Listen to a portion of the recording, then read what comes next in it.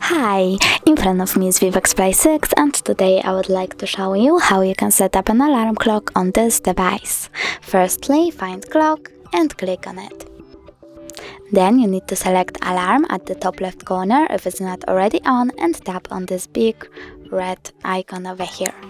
Then you need to set up an hour and save your changes by clicking OK. Now click on repeat and select days of the week. I will go with only Monday, so I have to click on all of these days and leave only M. Now you can click on vibrate to disable or enable vibrations and tap on label. Label your alarm however you want to and click OK.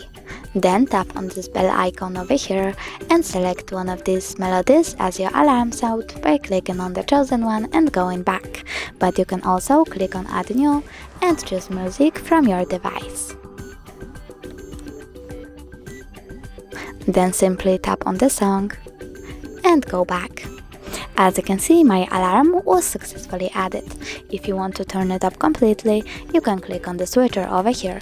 Then, if you want to turn it back on, just click on the same switcher.